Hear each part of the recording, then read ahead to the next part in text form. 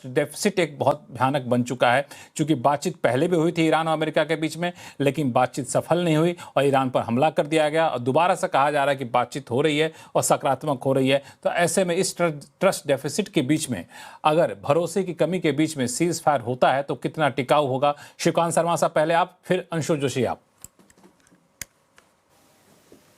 बिल्कुल टिकाऊ होने की संभावना नहीं है। एक तो जो सबसे बड़े इसके अंदर हीरो हैं ट्रंप साहब, वही सबसे ज्यादा अविश्वसनीय हैं। उनकी किसी बात पे कोई भरोसा कर ही नहीं सकता। वो कब क्या कर देंगे इसका उनको खुद ही पता नहीं होता। तो एक तो सबसे बड़ा अविश्वास का कारण वो खुद है। और दूसरा, ये जो डिसेंट्रलाइज्ड कमांड है जो कमर आगा साहब ने ठीक कहा, ये जानबूझ के ईरान ने बनाई थी। लेकिन देखिए, एक बात हमें याद रखनी चाहिए, जब लड़ाई होती है तो अच्छी अच्छी सेंट्रलाइज्ड कमांड की टुकड़ियां भी जो है वो बागी हो जाती, क्योंकि लड़ाई जो है कुछ का कुछ करा देती है। और ये लड़ाई ऐसी है जिसमें ईरान को इतनी बुरी तरह से नुकसान पहुंचाया गया है कि उनकी अब अगर लीडरशिप कोई कमांड देती भी है तो मुझे शक है कि जो टुकड़ियां अभी स्वतंत्र रूप से लड़ रही हैं उनमें से बहुत सी टुकड़ियां वो मानेंगी नहीं और कभी न कभी कहीं न कहीं कोई न कोई हमला कर देंगी। और हॉर्मुज ऐसी जगह है जहां अगर एक भी हमला आपने कर दिया तो वो अपने आप ही बंद हो जाएगी। तो उसके लिए आपको कोई बहुत लंबे चौड़े जो है वो जतन करने की जरूरत नहीं है। तो इसलिए दोनों तरफ से अविश्वास के पूरे चांसेस हैं। और अगर युद्ध विराम जैसी स्थिति बनी भी तो जब तक बाकी दुनिया इसकी गारंटी न ले और कोई निगरानी ऊपर से न रखे, इन दोनों के बस की बात नहीं है। और आप नेतन्याहू पे वैसे भी भरोसा नहीं कर सकते। इजराइल की तो ये पॉलिसी है कि अचानक जो है कहीं पर भी कोई भी हमला वो करते हैं वो अचानक करते हैं। तो कुल मिलाकर के चारों तरफ से इस तरह के पक्ष हैं जिनकी नीति पर इस मामले में विश्वास करना जो है वो बड़ा कठिन है। हालांकि अगर बगैर अनजाने में या फिर अचानक से हमला करेंगे इजराइल, तो पहली बार में आप ट्रंप के साथ थे, अमेरिका के साथ मिलकर हमला किए थे, अब अकेले करेंगे तो एक माना जाए कि अमेरिका के साथ विश्वासघात किया आपने। अंशु जोशी।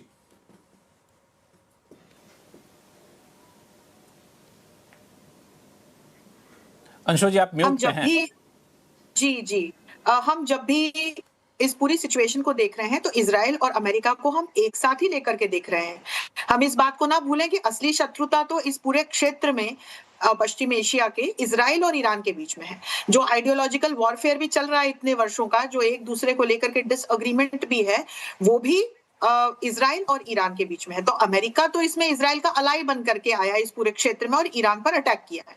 और हम लगातार देख रहे हैं कि कभी न्यूक्लियर टॉक्स की या न्यूक्लियर मैटर की बात करके, कभी रिजीम चेंज करने की बात करके कि यहाँ प्रजातांत्रिक मूल्य एस्टेब्लिश हो, कभी स्ट्रेट ऑफ हॉर्मुज को कंट्रोल करने की बात करके, हम कभी पेट्रो डॉलर की बात आ जाती है। लेकिन मैं आपको बताऊं कि असल में अमेरिका का मकसद इस पूरे क्षेत्र की जो राजनीति है और बैलेंस ऑफ पावर है उसको हमेशा के लिए बदल देना है। बाय एंड लार्ज ये एक बड़ा मकसद है। और अभी हाल फिलहाल ट्रंप को जो सिचुएशन दिख रही होगी, हो सकता है उसमें टाइम बाय कर रहे हो और हो सकता है कि 2 दिन बाद अपने ही कहे से वो फिरे हुए नजर आए। बहरहाल अभी कोई शांति की स्थिति मुझे तो बनती हुई दिखाई पड़ नहीं रही है। अपने स्वयं के लिए हो सकता है कि वो एक टाइम बाय कर रहे हो, क्योंकि एक तो अमेरिका की जनता युद्ध नहीं चाहती, हम ये समझे। पूरे क्षेत्र में जो पेट्रो डॉलर का खेल था वो अभी बुरी तरह से डिस्टर्ब हुआ है, क्योंकि ये ट्रंप ने कैलकुलेट नहीं किया था कि ईरान इस तरह से ऑल आउट वॉर पे जाएगा, तमाम अपने आसपास के खाड़ी देशों के इंफ्रास्ट्रक्चरल साइट्स पर और दूसरी भी सिविलियन साइट्स पर हमले करेगा, यूरोप तक युद्ध को ले जाएगा, साइप्रस, अजरबैजान और तुर्की पे हमले करने का क्या मतलब है, डियागो गार्शिया में हिंद महासागर तक आ जाएगा। और फिर इसमें मैं बार बार कहूंगी कि जो मिलिट्री कैपेबिलिटीज अमेरिका इस्तेमाल कर रहा है उसमें वो एग्जॉस्ट हो रहा होगा, उसमें कोई दूसरा देश आकर के उसका साथ नहीं दे रहा है। तो इसीलिए हो सकता है कि ट्रंप कुछ टाइम बाय करके देख रहे हो। जैसे कल डिमोना पर भी जो मैंने बताया न्यूक्लियर साइट है महत्वपूर्ण इजराइल की, वहां पर ईरान ने हमला। हालांकि ट्रंप और यूएस जो है अपनी मिलिट्री कैपेबिलिटी को एग्जॉस्ट कर रहा होगा, पता नहीं, ये मैं बहुत जल्दी स्वीकार करने को तैयार नहीं हूं, क्योंकि जहां जो देश पूरी दुनिया के डिफेंस बजट का 40% अकेला खर्च करता हो, वो कैसे? मैं आपको फैक्ट्स के समेत बता सकती हूं अगर आप मेरी सुने तो। मैं आप पे सवाल नहीं उठा रहा है, मैं आप पे सवाल नहीं उठा रहा है, मैं सिर्फ ये बता रहा हूं मेरे अंदर ये है कि उनके पास बहुत क्षमता है।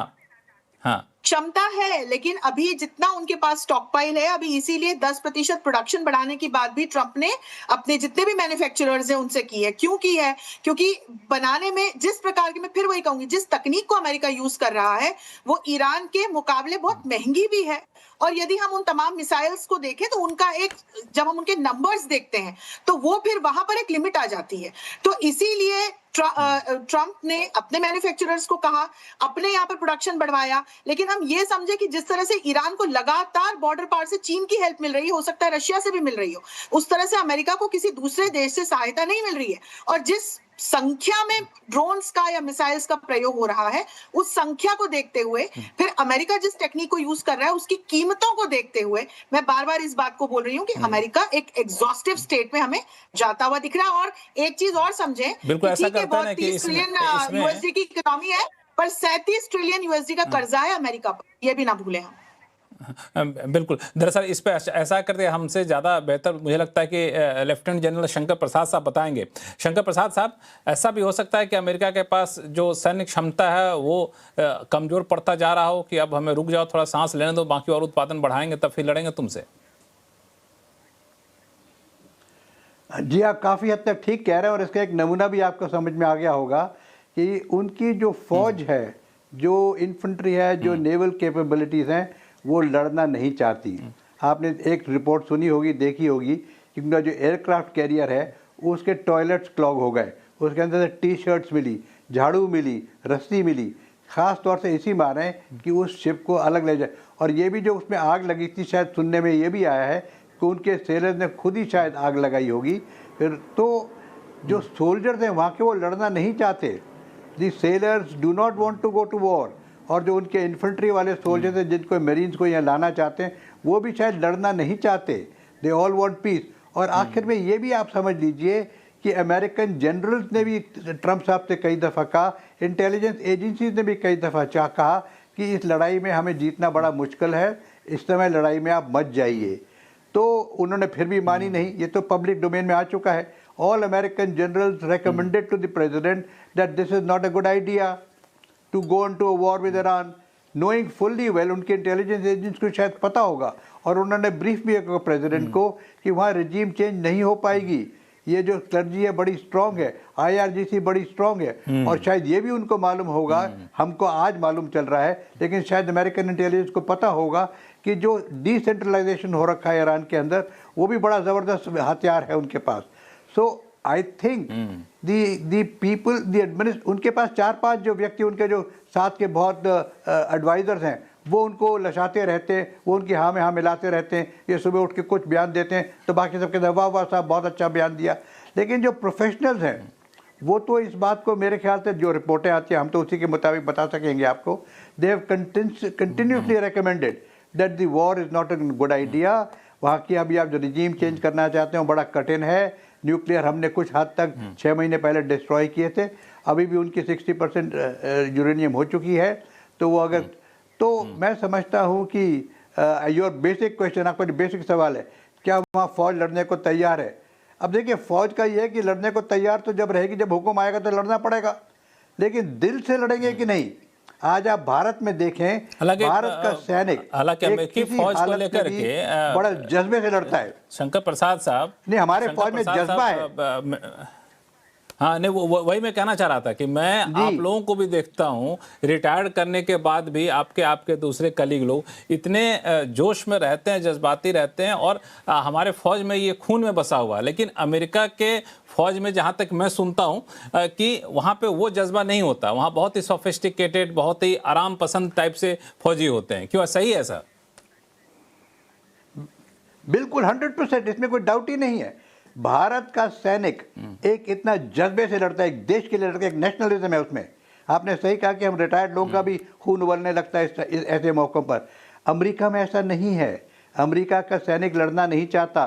वो कहीं, जैसे अफगानिस्तान में गया था, वहाँ वो क्या लड़ा? पहले तो उसको साहब रहने की जगह बढ़िया चाहिए, उसको 4 किस्म का खाना दिन भर चाहिए, उसको रहने नहाने धोने की जगह चाहिए, उसको किस्म किस्म की चीज़ें चाहिए, उसको चॉकलेट चाहिए हर जगह।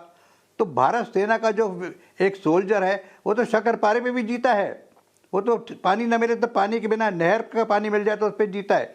हमारे लड़ाई में हमने शक्कर खा के लड़ाइयाँ लड़ी हैं। तो आप समझ लीजिए कि भारत के जो सैनिक हैं there different breed all together.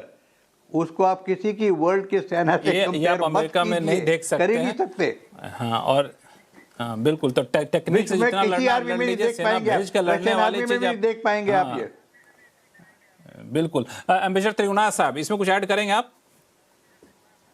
मैं एक बात कहना चाहता हूँ, काफी सच भी हो सकती है, नहीं भी हो सकती है। यहाँ काफी समझदार लोग बैठे हैं। देखिए, अमेरिका, रशिया और चाइना, इन तीनों ने आज तक बड़ी सुपर पावर्स हैं, कोई वॉर जीता नहीं है। अमेरिका वियतनाम में हारा, चाइना वियतनाम में हारा, सोवियत यूनियन, यूएसए और ब्रिटेन, तीनों ने अफगानिस्तान में हारे। रशिया को आज 4 साढ़े 4 साल हो रहे हैं यूक्रेन के साथ लड़ते हुए, अभी नहीं हुआ। इसराइल जो सबसे बड़ी पावर है इस रीजन की, 2.5 साल से एक हमास के साथ लड़े जा रहा है, अभी तक पूरी तरह नहीं हो पाया उसको। तो अमेरिका अब यहाँ पे आके कैसे लड़ेगा? 10,000 किलोमीटर में आकर के जीत सकता है। अब उनको चाहिए ऑफ रैंप कि किसी तरह से इज्जत बच जाए और निकल के चले। उनको पता लग गया, जैसे सबने बताया, क्या लिमिटेशंस उनके पास हैं। और ट्रम्प बेसिकली खुद अपने आप लड़ाई, एक्टिव फाइट नहीं चाहता। वो सोचता है कि मैं थ्रेट कर दूं, उससे ही लोग डर के भाग जाएं, बस दैट्स हिज स्टाइल। ये हाँ, शंकर प्रसाद साहब कुछ जोड़ना चाहते हैं? एक पॉइंट में कह दूं, अगर आप इजाजत दें तो, एक पॉइंट अगर मैं कह दूं, आप इजाजत मैं दें कमर आगा तो, सकता जाऊं। और एक सोल्जर जो है वो और लड़ने को तैयार है, और वो जज्बे से लड़ता है, वो है एक इजरायली सोल्जर। इसको भी ना भूलें, Israeli soldier is also fighting for survival of his country. आपने देखा कि जितने उनके रिजर्विस्ट हैं, जितने उनके दुनिया भर में इजरायलीज हैं, वो लड़ने के लिए वापस आने को तैयार हैं। उनकी जो फीमेल पॉपुलेशन है वो लड़ने को फ्रंट लाइन में तैयार है। So that is another army which fight with जज्बा। तो एक भारत का सैनिक है बिल्कुल, और एक बिल्कुल, इजराइल का सैनिक है। ये इन पर पूरे विश्व को पता होना चाहिए दरअसल कि शो का इससे बेहतर सैनिक आपको कहीं नहीं मिलेंगे। शो का समय जो कि खत्म हो रहा है, कमर आगा साहब, संक्षिप्त में आपसे जानना चाहूंगा कि अगर ट्रंप को लगता है कि हमारी बात ईरान नहीं मान रहा है, तो क्या ट्रंप अपने पुराने वादे के अनुसार ये हिम्मत करेंगे कि ईरान के डिफेंस पावर और एनर्जी इंफ्रास्ट्रक्चर पर हमला कर दें? नहीं कर पाएंगे। अगर वो इनके करेंगे, बहुत आसान है उनके लिए करना, तो फिर ये गल्फ के अंदर जितने भी पावर प्लांट्स हैं और एनर्जी इंफ्रास्ट्रक्चर है उसके ऊपर ये कर देंगे हमला। और ये 5 दिन का उन्हीं ने बात इसलिए किया है कि मैं समझता हूँ कि काफी एडवांस स्टेज पे बातचीत होगी। ईरान एक दिन भी नहीं चाहेगा कि ये जंग आगे चले। अगर कोई उनके जो चंद जेन्युइन डिमांड्स हैं उसको पूरी करने की बात होगी तो वो फौरन मान जाएगा, इसलिए कि उसको जो कुछ करना था उसने कर लिया। उसने जितना जो कुछ करना था उसने कर लिया, और पूरी दुनिया में उसने अपनी पूरी दुनिया में अपनी ताकत भी दिखा दी कि हम कहां तक जा सकते हैं, ये देख लो। और दुनिया के 2 सबसे ताकतवर देश अमेरिका और इजराइल प्रतिद्वंदी, उसको भी दिखा दिया कि देखो भाई हम कितने ताकतवर हैं, आइंदा फिर आंख मत उठाना। तो इस मायने वो भी अपनी जीत ही मानेगा अगर सीज फायर हो भी जाता है तो।